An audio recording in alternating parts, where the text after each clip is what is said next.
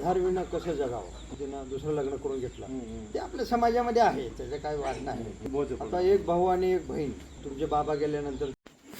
नमस्कार, मी आदिवासी युवक नामदेव भोसले. आज आगळ्या वेगळ्या ठिकाणी आपण आलेलो आहोत. आपण नेहमी म्हणतो की ज्या कुटुंबाला एक वेगळ्या भावनांना पाहिलं जात होतं, असं एक वेगळं आणि वेगवेगळे चित्र दावत असताना, वेगवेगळ्या कुटुंबाला भेटी देत असताना आपण आजपर्यंत हजारो कुटुंबाला न्यायाच्या प्रवाहात आणला आणि त्या प्रवाहात आणत असताना वेगवेगळ्या कुटुंबाचा शोध घेत असतो आणि त्या विषयातून आपण चांगल्या रीतीनं जगापुढं ज्या समाजाला टाकाऊ नजरेने पाहिलं जात होतं, अशा समाजातील आदर्श कुटुंबाच्या भेटी आज आपण काही दिवसापासून घेत आहोत. आदर्श कुटुंब म्हणजे काय? जन्मताच संघर्षाची वाटचाल हे जग पाहिलं नाही आणि या जगामध्ये अजून उगवता सूर्य कशा स्वरूपाचा आपल्याला प्रकाश देतो हे ज्याला कळलं नाही, असे बिभीषण चव्हाण यांचे विषयी जर बोलायचं झालं तर खूप काही आहे. परंतु ते जन्मले, ज्यांचा संघर्ष पाहून प्रत्येकाचं हृदय भरून आल्याशिवाय राहणार नाही. असा संघर्ष म्हणजे घर नाही, दार नाही, जागा नाही, गावामध्ये भिक्षा मागून खायचं आणि त्याच्यामध्ये एक बहीण आणि दोघं भाऊ. परंतु बिभीषण चव्हाण यांचा विषय जर आपल्याला सांगायचं झालं तर ते जन्मले आणि 2 वर्षानं 2-3 वर्षानं त्यांचे बाबा गेले या दुनियातून. लहानपणी संघर्षाची वाटचाल ज्यांच्या पाठीवर पडले, कालांतरानं 9-10 वर्षाचे झाले आणि त्याच्यानंतर आईने देखील त्यांचा सांभाळ सोडून दिला. आता मोठी जबाबदारी त्यांच्यावर पडली. एक भाऊ आणि एक बहिणीचा सांभाळ करायचा आणि त्याच्यातून जीवन उभं करायचं. असं आज अनोखी व्यक्ती, कष्टमय जीवन जगणारी व्यक्ती, ज्यांना आपण एक त्यांचं कौतुक करेल तेवढं कमी आहे, असे बिभीषण चव्हाण यांच्या इथं आपण आलेलो आहोत. आज आपण त्यांचा गोठा पाहत आहे. त्यांचे पाठीमागं बकरी आहेत. ते गेले 10 ते 15 वर्षापासून बकऱ्यांचा सांभाळ, बोकडांचा आणि बकऱ्यांचा सांभाळ करून दर वर्षाला ते ईदला आणि सणाला ते विक्रीला घेतात असतात. एक वेगळा वाटचाल आणि वेगळा रोजंदारीतून आपलं जीवन उभं करण्याचा त्यांनी प्रयत्न केलेला आहे. आणि महत्त्वाचं हे आपलं ज्यावेळेस गोठा बांधला त्यावेळेस असं ठरलं की गोठा आपल्याला पक्का गोठा पाहिजे. पहिला आहे ना आपला सपराचा गोठा होता, पण आपलं पहिल्यापासून स्वप्न होतं की आपल्याला बोकडांना चांगल्यापैकी पक्का गोठा बांधायचा. मग ही आहे ना बोकडं आपण त्यावेळेस आहे ना 14 बोकडं होती माझ्याकडे. मी 14 बोकडं विकली 6.5 लाखाला. 6.5 लाखाला विकली. मी 6.5 लाख रुपये अख्खे गोठ्याला घालवले. गोठा बांधला पण बोकडं आणायलाच पैसे नाही. मग आमचं आहे ना जोडीदार म्हणजे माझा सख्या भावापेक्षा जवळचा आहे, नितीन पाटील. मग त्या नितीन पाटलांनी ना 13 बोकडे त्यावेळेस 2.25 लाखाचे त्याच्या पदर खर्चाने घेऊन दिले मला बोकडे. आणि त्यांचे ते 2.25 लाख रुपये मी वर्षानंतर बोकडं विकली बकरी ईदला. त्यानंतर त्याला पैसे माघारी दिले 1 वर्षाने. 1 वर्ष हा, त्याच्यावर माझं भांडवल उभं राहिलं आणि जीवनाची लाख मोलाची साथ त्या माणसाची मित्राचे.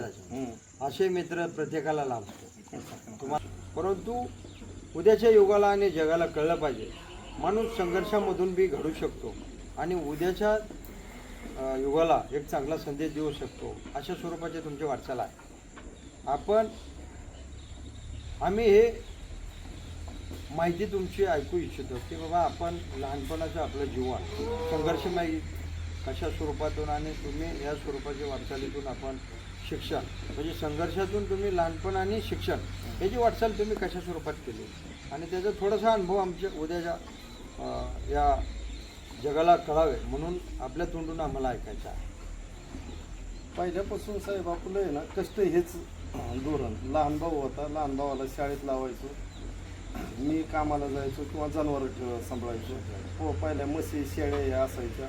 मग याच खर्चातून यांचं 2 रुपये मिळालं तर भावाला शाळेचा खर्च करायचो, माझाही खर्च करायचो. असं करीत करीत आम्ही जवळजवळ आईबाप विना 9-10 वर्ष आम्ही राहिलो. त्याच्यानंतर मग हे शेजाऱ्यांनी, वामन गायकवाडी या माणसांनी आपल्याला साथ दिली भरपूर.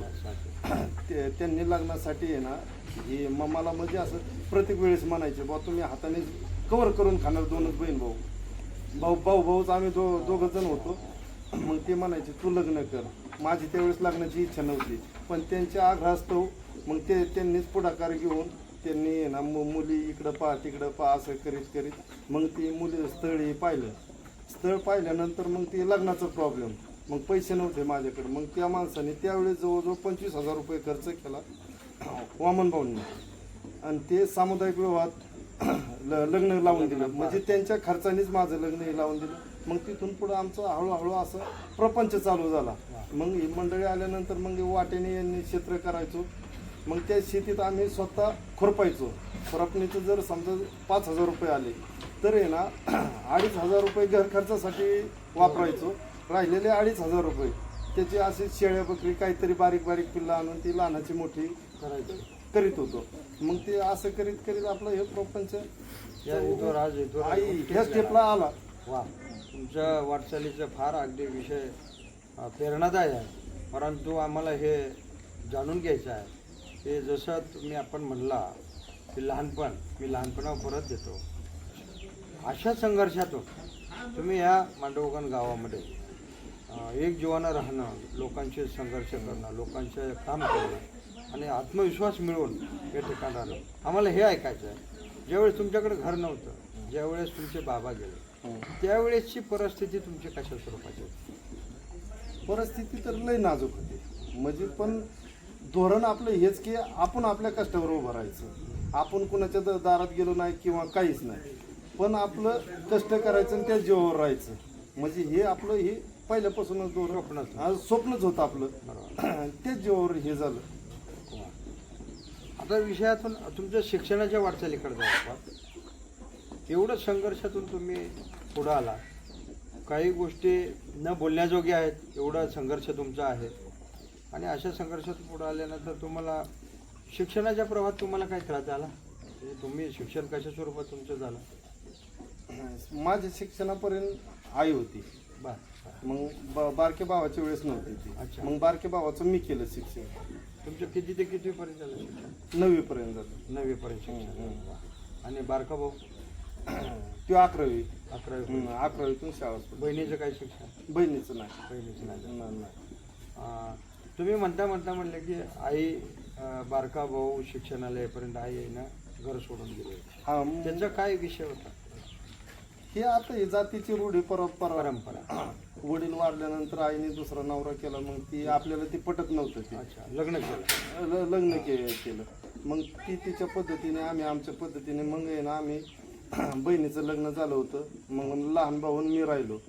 मग लहान भाऊन आम्ही दोघं एकत्र राहिलो. आणि हे आईचं वागणं हे आपल्याला पटलं नाही. मग आपण जसं म्हटला की हलादी आणि परिस्थिती, हलाखीच्या परिस्थितीमध्ये आता भावाचं शिक्षण आणि बहिणीचं बी सांभाळ, त्याच्यामध्ये मग आपण कशा स्वरूपाची वाटचाल सुरुवात केली? नंतर अचानक बोजा पडलं, गरिबीतून तुम्ही कसं पुढे येण्याचं स्वप्न झालं?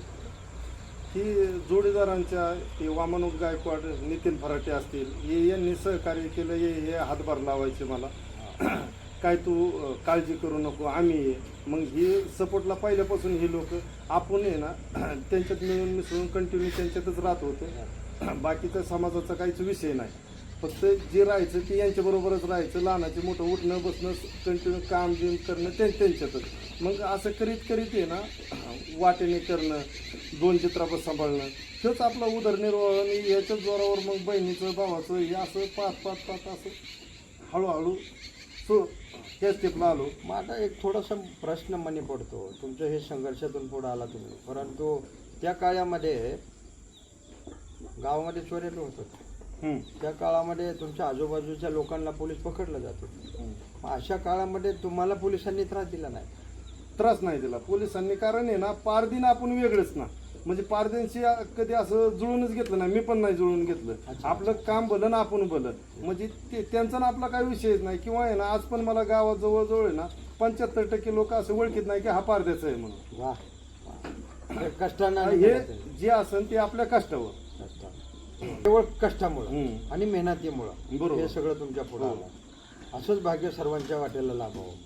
आता हे सगळं करत असताना तुम्ही हे गोठा आता पाहायला मिळत आहे, सुंदरसं घर बघायला मिळत आहे, तर तुम्ही बोकडांचा आणि बकऱ्यांचा सांभाळ करायचं अशा संकल्पना तुम्हाला कशी सुचली? संकल्पना ही जनावरांचं पहिल्यापासून आपल्याला ना.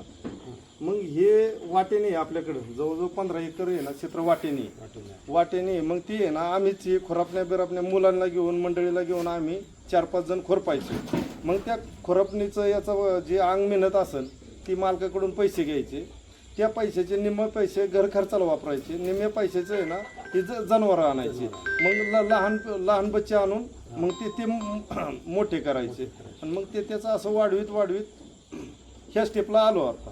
हां, अतिशय सुंदर हा कष्टमय असलेला हा प्रवास आहे. मित्रांनो, सांगायचं झालं तर मी हमेशा प्रत्येकाला सांगत असतो, गेले 30 वर्ष महाराष्ट्रातील वेगवेगळ्या विभागामध्ये काम करत असताना हे अनुभवायला मिळतं. हे मी नेहमी म्हणतो, गाव कुसाच्या आतमध्ये आल्यानंतर ज्ञानाची गंगा ऑटोमॅटिक वाहते. ज्ञान असलं की मैत्री येते, मैत्री असलं की दुनिया जवळ येते आणि गावाच्या प्रवाहात आल्यानंतर एक स्थिरता आणि ज्ञान हे आपल्या पदरात पडल्याशिवाय राहत नाही. उद्याच्या युगाला बिभीषण चव्हाण हे नाव कायमस्वरूपी कष्टाच्या मार्गातून पुढे आल्यानंतर प्रत्येकाच्या पुढे एक धडा राहणार आहे असं निश्चितच मला वाटतं. आपल्याला सर्वांना ही स्टोरी आणि बिभीषण चव्हाण यांची वाटचाल निश्चितच प्रेरणादायी, उद्याच्या प्रत्येकासाठी प्रेरणादायी ठरेल असा विश्वास आहे.